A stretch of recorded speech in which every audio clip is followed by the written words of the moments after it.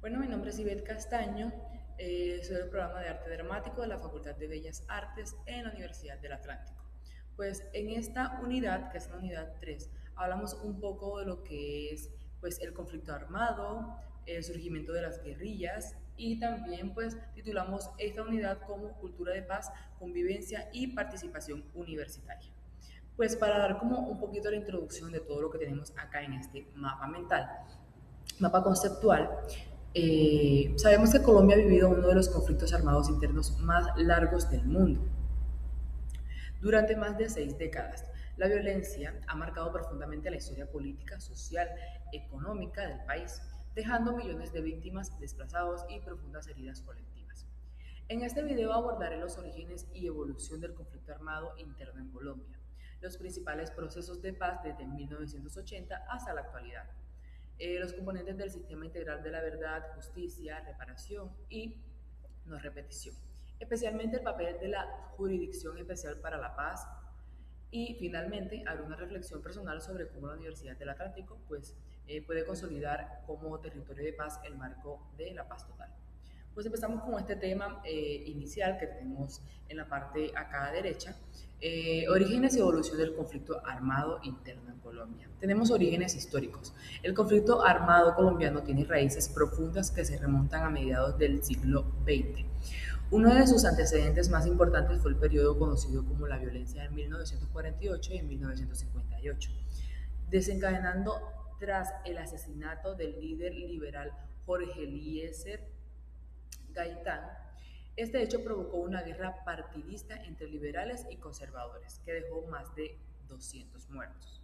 Aunque el Frente Nacional en 1958 y 1974 puso fin a la confrontación bipartidista, también generó exclusión política, ya que los que permitían la alternancia del poder entre todos los partidos tradicionales también dejaron por fuera a otros sectores sociales y políticos. Esta exclusión, sumada a la desigualdad social que se había en ese momento, la pobreza rural y la concentración de la tierra, creó que el contexto para el surgimiento de grupos armados y surgiera. Surgimiento de las guerrillas.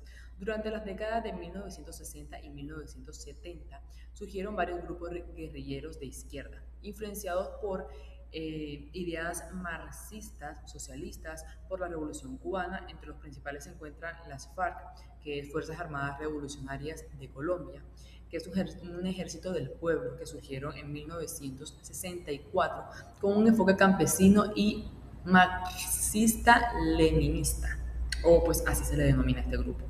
El ELN, el Ejército de Liberación Nacional, fundado también en 1964, con una fuerte influencia del pensamiento cristiano revolucionario y del socialismo. El EPL, que es el Ejército Popular de Liberación, de orientación maoísta. El M19, Movimiento 19 de Abril, guerrilla urbana surgida en los años 70 con un discurso nacionalista y democrático. Pues estos grupos se levantaron en armas alegando la falta de democracia real, la injusticia social y la representación estatal. Pues también tenemos la aparición del paramilitarismo.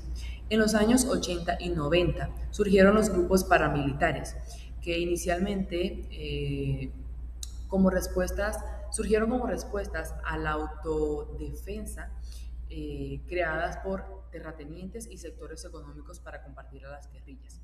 Con el tiempo, estos grupos se consolidaron en estructuras criminales eh, altamente violentas. El grupo más representado fue la Autodefensa Unidas de Colombia, responsables de masacres, desplazamientos forzados, asesinatos selectivos y graves violaciones a los derechos humanos, muchas veces con la tolerancia o complicidad de agentes del Estado.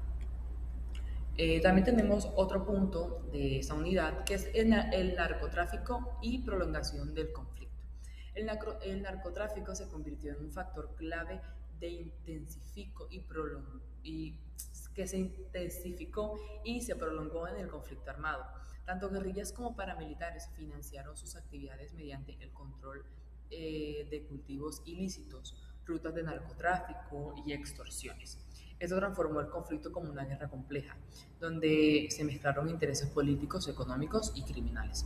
También tenemos el impacto del conflicto, Ya sabemos que el conflicto ya se venía moviendo desde hace bastante tiempo acá en Colombia en esa década de ese tiempo. Pues también podemos ver que el impacto del conflicto armado colombiano que había dejado consecuencias o ha dejado consecuencias a más de 9.000 millones de víctimas registradas, millones de personas desplazadas internamente y miles de desaparecidos, violencia sexual, reclutamiento de menores y asesinatos extrajudiciales. Este conflicto no solo afectó a las zonas rurales, sino que impactó profundamente el tejido social del país. También tenemos los principales procesos de la paz desde 1980 hasta la actualidad. El proceso de paz de los años 80 y 90. Desde la década de 1980, el Estado colombiano ha intentado resolver el conflicto mediante negociaciones políticas. Go, eh, También tenemos pues, el acuerdo de paz con las FARC del 2016. Este proceso fue el más significativo, fue el acuerdo final de la paz firmado en 2016 entre el gobierno colombiano y las FARC, tras negociaciones en La Habana. También tenemos el proceso con el ELN y la paz total. El ELN no ha firmado un acuerdo definitivo. Ha habido diálogo intermitente con varios gobiernos y actualmente el gobierno impulsa la política de paz total, que busca negociar con diferentes actores armados y criminales, priorizando la justicia social y presencia integralmente del Estado. Pues bueno, ya como para cerrar un poco el tema, también hablamos un poco también del sistema integral de verdad, de justicia, reparación y no repetición. Fue creado por el Acuerdo de la Paz del 2016 también para garantizar los derechos de las víctimas y contribuir la reconciliación nacional. Bueno, en la Universidad del Atlántico, pues como territorio de paz, podríamos decir que la Universidad del Atlántico puede desempeñar un papel clave en la construcción de paz en el marco de la paz total.